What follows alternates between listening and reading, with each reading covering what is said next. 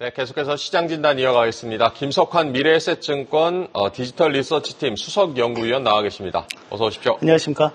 반갑습니다. 네. 위원님, 지난밤에 미국의 9월 소매 판매가 발표됐습니다. 네. 시장 예상치 웃돌았고요. 어떤 점을 좀 주목해서 보셨습니까? 일단은 이제 9월이라고 하는 부분에서의 계절성을 좀 봐야 될 필요는 있을 것 같다라고 네. 좀 말씀을 드리고 싶고요. 실제 이제 9월 같은 경우에는 이제 어떻게 보면 이제 미국의 신학기가 시작이 되는 시즌이기도 하고요. 이제 또 하나는 보통 이제 9월로 해서 이제 미국의 회계연도가 말이 이제 끝나기 때문에 저희가 이제 이번 달에 나오는 여러 가지 경제 지표들 상황에서 보면 특히 이제 9월 지표가 상당히 좀 강한 모습도 좀 보이고 있다라고 볼 수가 있을 것 같은데 그게 뭐 고용이라든지 어제 나온 소매 판매 같은 경우도 그런 모습들을 좀 보이고 있죠. 그래서 기타 소매업 같은 경우가 전월 대비 4% 넘게 증가하는 모습을 보이는데 이게 이쪽에 들어가는 이제 기타 소매업이라고 하는 게 뭐 문구나 왕구 이런 쪽도 좀 들어간다라고 보시면 될 것 같고요. 그 밑에 이제 의료 같은 경우도 상당히 강한 모습을 좀 보였고 그리고 또 하나는 이제 식품, 음식이나 뭐 이런 쪽에서도 상당히 강한 모습을 좀 보였다라고 보시면 되겠고요. 이제 밑단에 보시면 주유소 같은 경우에는 아무래도 유가 하락의 영향을 좀 받아서 소매 판매 자체가 좀 감소하는 모습을 좀 보였다라고 볼 수가 있겠습니다. 뭐 이런 측면에서 본다라고 하면 소비자들의 재량적인 지출이 좀 꽤 많이 늘어난 부분이 지난달 소매 판매 강세의 원인이었다라고 볼 수가 있을 것 같고요. 다만 앞서 이제 말씀드린 대로 어떤 부분을 좀 저희가 봐야 되냐면 실제 9월 같은 경우에는 계절성이 좀 분명히 있다라고 이제 말씀을 좀 드렸고요. 그런 측면에서 보면 저희가 매달 초에 미국의 서비스 PMI 데이터를 통해서 확인할 수 있는 게 뭐 여러 데이터들이 있긴 하겠지만 물가와 관련한 부분을 좀 볼 필요가 있다라고 하는 거죠. 실제 미국의 상품 물가 같은 경우는 전반적으로 완화되는 모습도 좀 보이고 있긴 하지만 중요한 거는 서비스 물가 같은 경우는 상당히 좀 경직적인 모습을 좀 보이고 있다라고 하는 거죠. 지금 오른쪽 그림을 통해서 확인할 수 있는 게 뭐냐면 미국의 서비스 물가가 제조 물가 대비 상당히 경직적인 모습들을 좀 보이고 있다라고 하는 내용을 좀 볼 수가 있을 것 같고요. 또 하나는 제가 9월 계절성에 대해서 말씀을 지금 세 차례 드리고 있는데 지금 보면 물가 상승에 대한 기여도 측면에서 보면 핵심 상품 그러니까 뭐 전체적으로는 방금 말씀드린 뭐 의류라든지 이런 부분 뭐 또는 자동차라든지 이런 쪽이 좀 더 수요가 많이 늘었다라고 하는 거죠. 그래서 그동안 핵심 상품에 대한 물가 상승 기여도가 상당히 낮은 부분들이었는데 이게 지난달에는 크게 반전되는 모습들도 나타났었다라고 보면 되겠고요. 또 하나 식품 가격 같은 경우도 보면 저희가 이제 식품 가격의 약간 선행 지표, 프록시 데이터로 볼 수 있는 게 세계 식량 지수인데 이 세계 식량 지수 데이터가 전년 동월 대비로 보면 21년 하반기 이후에 처음으로 지금 이렇게 플러스로 좀 돌았다라는 것까지 본다라고 하면 식품 가격의 상승 압력도 꽤 높게 나타날 개연성이 좀 있는 상황이다라고 볼 수가 있겠습니다. 네, 9월 소매 판매 호조 계절적인 영향이 있었고 서비스 물가의 경직적이라는 점도 언급을 해주셨습니다. 반면에 산업 생산 지표는 예상보다 좀 부진하게 나왔는데요. 네. 제조업 지표가 최근에 좀 부진하게 나오고 있지만 연착륙 기대는 여전히 높고 이 부분은 어떻게 해석해야겠습니까? 뭐 일단 이제 미국의 연착륙에 대한 기대감이 이제 높아지고 있는 거는 아무래도 서비스업에 상당히 호조세가 좀 영향을 많이 미치고 있다라고 네. 볼 수가 있을 것 같고요. 다만 저희가 매달 초에 나오는 뭐 제조업 PMI 데이터들을 좀 통해서 확인해 볼 수 있는 거는 여전히 미국 제조업 경기의 하방 위험이 좀 더 높게 작용을 하고 있는 상황이다라고 하는 거죠. 뭐 준비한 화면을 통해서 한번 살펴보시면 일단 간밤에 나온 산업 생산 데이터 같은 경우에도 이제 9월 같은 경우에는 미국의 허리케인이 정말 많이 지나갔습니다. 네. 그래서 허리케인의 일부 영향도 좀 있었을 것 같고요. 또 하나는 이제 미국 내에서 이제 항공기 산업 중에서 보잉의 파업 영향도 일부 있었다라고 상무부가 이제 밝히기도 했는데 뭐 그런 걸 감안한다 하더라도 전체적으로 21년 하반기부터 보면 미국의 산업 생산 데이터 자체가 추세적인 우하향의 모습을 좀 보이고 있다라고 하는 것. 실제 오른쪽 그림에서 주황색 선이 이제 설비 가동률, 즉 공장이 얼마만큼 잘 돌아가느냐에 대한 내용인데 계속해서 좀 둔화되고 있는 모습을 좀 보이고 있다라고 하는 거고요. 이거는 이제 왼쪽에 그림을 통해서 볼 수 있듯이 S&P라든지 또는 ISM에서 나오는 구매 관리자 지수, 즉 제조업의 구매 PMI 데이터의 추세적인 하락과 좀 같은 결을 좀 갖고 있다라고 볼 수가 있겠습니다. 다만 일단 제조업 경기는 좀 이렇다 하더라도 방금 말씀드린 대로 서비스업 경기는 상당히 양호한 모습을 좀 보이고 있다는 측면에서 보면 미국의 경제 성장률에 대한 추정치는 계속해서 우상향하고 있는 모습을 좀 보이고 있습니다. 간밤에 소매 판매가 워낙 또 잘 나온 부분들이 있어서 이게 소비에 대한 소비가 경제 성장률에 기여한 부분이 좀 더 증가하는 모습을 보이면서 이제 3분기 경제 성장률 추정치가 이전에 3.2%에서 3.4%로 올라가는 모습을 좀 보였고요. 그래서 이런 부분들이 방금 말씀 주신 대로 연착륙에 대한 기대감을 꽤 높인 부분도 있지만 실제 간밤에는 시장에는 달러의 강세의 모습이라든지 또는 국채 수익률이 장기물 중심으로 해서 가파르게 올라가는 현상들이 좀 나타났다라고 볼 수가 있겠습니다. 네, 제조업은 부진하지만 미국 경제의 큰 부분을 차지하고 있는 서비스업이 견조하면서 전체적으로 연착륙 기대를 지지하고 있다라고 봐야겠습니다. 미국도 어닝 시즌 지금 지나가고 있고요. ASML이 실적 충격 줬는데 TSMC 같은 경우는 어닝 서프라이즈 기록을 했고 반도체 겨울론 나오고 있지만 여전히 AI는 뜨겁다고 봐야겠습니까? 일단 어제 이제 TSMC가 우리나라 시간 오후에 실적을 발표했고요. 3분기도 서프라이즈한 실적을 냈었고 4분기 역시 가이던스도 시장 예상치를 훌쩍 이제 뛰어넘는 이제 모습들을 좀 보였다라고 하는 거죠. 이런 측면에서 보면 CEO가 밝힌 대로 AI에 대한 강력한 수요가 상당히 견고한 실적의 근간이 되고 있다라고 하는 부분에서 본다라고 하면 결국에는 현재까지 앞으로도 좀 계속해서 AI와 관련한 수요가 지속될 가능성이 좀 높다라고 볼 수가 있을 것 같습니다. 이제 다만 이제 여기에서 중요한 건 뭐냐면 이제 우리나라가 그 수혜를 온전하게 좀 받아들일 수 있겠느냐에 대한 이제 부분인 것 같고요. 이제 물론 이제 이틀 전에 네덜란드 반도체 장비업체인 이제 ASML이 실제로는 좀 약한 실적과 그리고 가이던스를 좀 내놓으면서 반도체주 전반적인 매도 압력이 좀 높게 나타난 부분들이 있었는데 이 부분을 좀 TSMC가 메이크업해주는 부분들이 있었다라고 보면 될 것 같습니다. 다만 간밤에도 움직임을 보면 이제 엔비디아 같은 경우에도 장중에 한 3% 가까이 상승을 하다가 결국엔 장 막판에 물량들이 좀 쏟아지면서 상승폭을 축소하는 모습도 좀 있었고요. 그리고 방금 말씀드린 대로 ASML과 같은 반도체 장비 업체인 어프라이드 머티리얼즈라든지 램리서치 이런 기업들 보면 실제 방금 말씀드린 TSMC의 주요 공급사이기도 하거든요. 근데 이제 이런 기업들이 장 초반에 주가가 좀 떠서 시작을 하다가 결국 이제 장 막판에는 다시금 하락 전환하는 이제 모습들을 좀 보였다라고 하는 점에서 결론적으로는 좀 반도체 산업 자체가 광범위하게 강세를 보인다라고 하기보다는 AI라고 하는 이 특정 섹터가 좀 더 강한 모습 또는 모멘텀을 갖고 있다라는 정도로 저희가 해석을 해야 되지 않을까 생각이 됩니다. 네, 다음 주에는 또 마이크로소프트, 알파벳, 메타, 아마존 이렇게 빅테크 기업들 실적이 지금 줄줄이 기다리고 있는데요. 뉴욕 증시에 추가 상승 동력이 될지 어떻게 보십니까? 일단 전체적으로 이제 어닝 시즌 초반이긴 하거든요. 네, 이제 어제까지 보면 대략 한 S&P 500 기준으로 보면 한 66개의 기업들이 이제 실적 발표를 마무리한 상황이다라고 보면 될 것 같고요. 어닝 서프라이즈 비율이 97%입니다.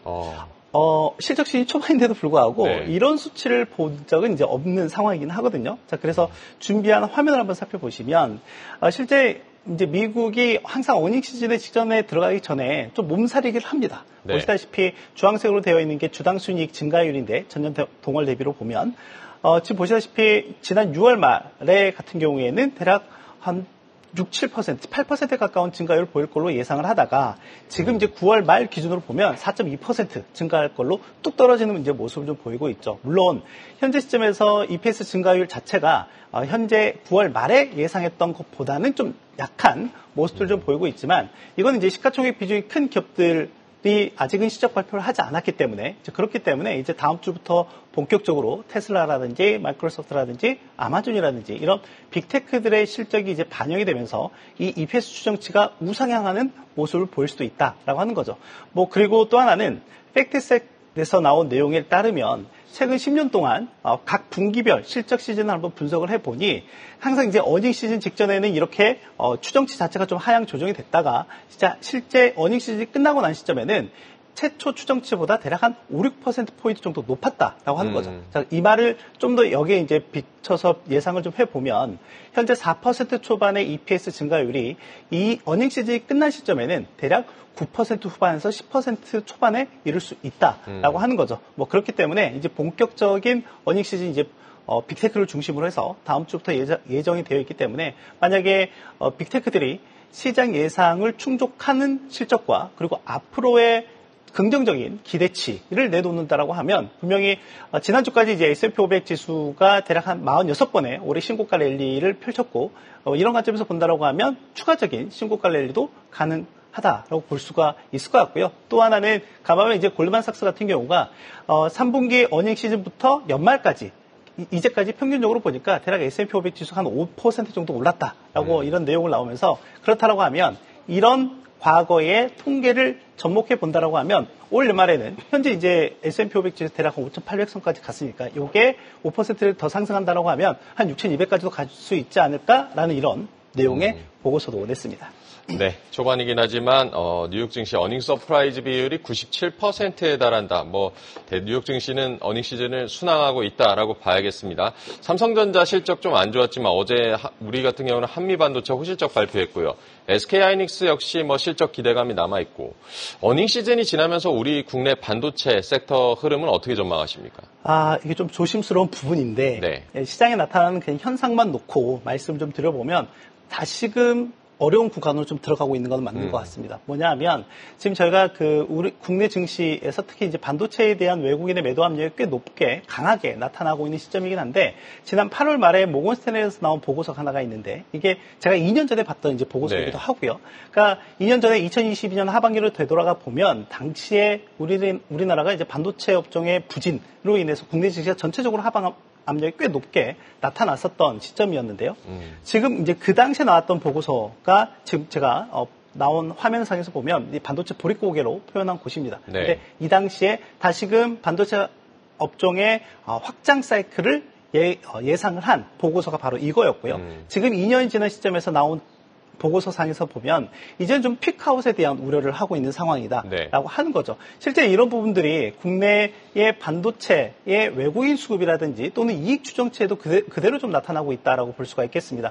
지금 왼쪽에 있는 화면을 통해서 보시면 이게 외국인의 반도체와 반도체 외 업종의 국내 증시의 수급 추이라고 보시면 될 것 같은데 네. 올해 7월 중순까지 대략 17조 원 넘게 반도체 업종에 대해서 순매수를 했었는데 이게 지금 어제자 기준으로 보면 이제 3천억입니다. 그러니까 지난 2달 반 기간 동안 외국인들의 반도체에 대해서 17조 원 가까운 순매도 우위의 모습을 좀 보였다라고 하는 거고요. 이 관점에서 보면 삼성전자 같은 경우가 보통은 필라델피아 반도체 지수라든지 또는 나스닥 100 지수와의 상관관계가 꽤 높은 모습들을 좀 보이는데 보시다시피 7월 이후부터는 상당히 이 디커플링된 모습이 꽤 심하게 나타나고 있는 상황이다라고 볼 수가 있을 것 같고요. 방금 말씀드린 대로 이익 추정치에 대한 부분들을 좀 본다라고 하면 반도체에 대한 이익 추정치가 특히 올해 영업이익에 대한 추정치가 9월 들어서 올해 들어서 처음으로 하향 조정되는 국내 하우스에서도 이렇게 이제 전체적인 이익 추정치를 하향 조정하는 모습들이 좀 나타나고 있다라고 보면 될 것 같고요. 옆에 이제 그래프를 한번 통해서 보시면 이게 이제 비단 반도체만 그러냐? 이제 그렇지는 않고요. 반도체뿐만이 아니라 반도체 외 업종에 대한 이익 추정치도 다시금 하향 조정되는 모습들을 좀 보이고 있고요. 반면에 그중에서 그나마 이익 추정치가 최근 한 달 동안 상향 조정된 섹터가 약간은 경기 방어 섹터라든지 또는 배당을 기대해 볼 수 있는 그러니까 올 연초에 나타났던 밸류업과 관련한 그런 섹터에 좀 더 집중되는 모습들이 있었다라고 볼 수가 있을 것 같습니다. 네, 반도체 이익 추정치가 하향 조정되고 있다. 어려운 구간으로 가고 있다는 점도 언급을 해주셨습니다.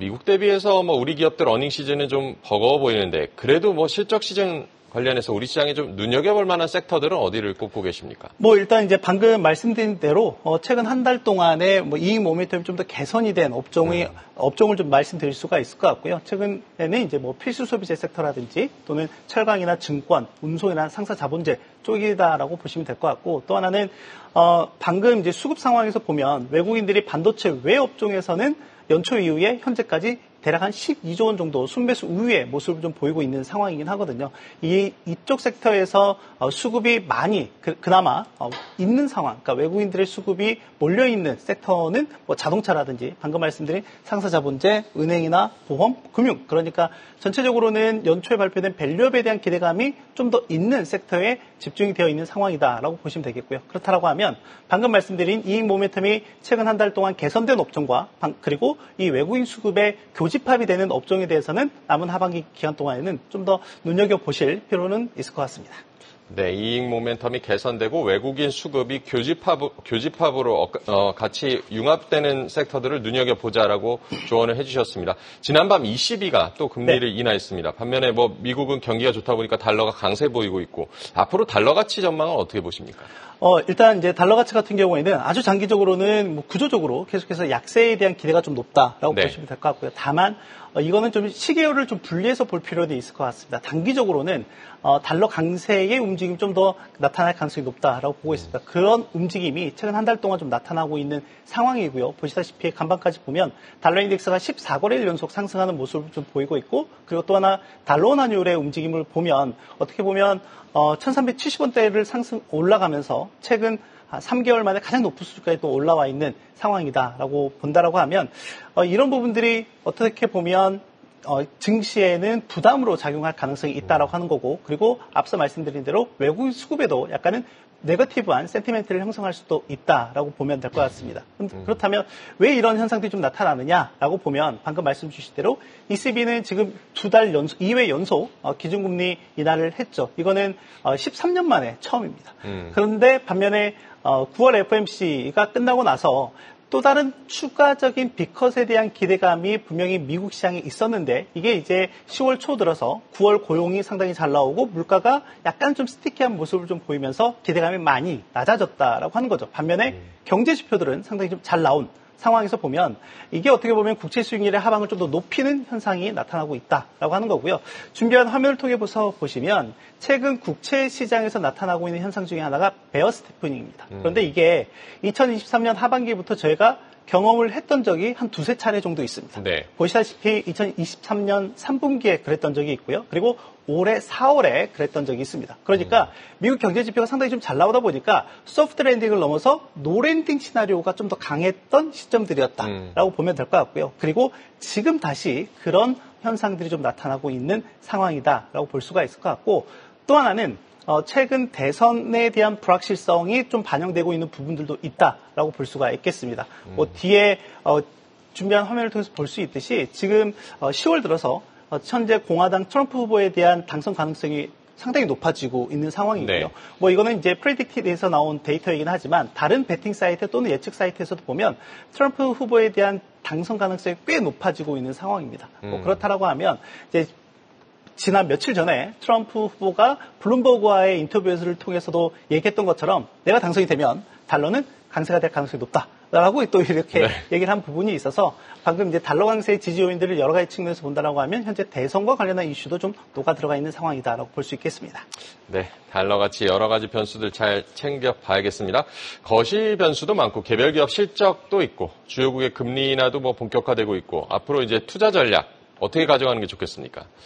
일단은 제가 이제 계속 말씀드린 거는 뭐냐면, 워낙 이제 국내 투자자분들 같은 경우에는 경기 민감주에 대한 노출도가 상당히 높습니다. 네. 그렇다라고 하면 최근 시장에서 나타나는 변화는 물론 증시가 계속해서 상승하는 모습들 좀 보이고 있지만 일부 증시의 하방에 대한 위험성을 좀 알리는 여러 가지 이제 데이터들이 나타나고 있다라고 하는 거죠. 그게 이제 가장 대표적인 게 이라고 보시면 될 것 같고요. 금가격 같은 경우도 간밤에 다시 한번 사상 최고가 랠리를 펼쳤고요. 이제 또 하나는 빅스 지수를 좀 보실 필요는 있다.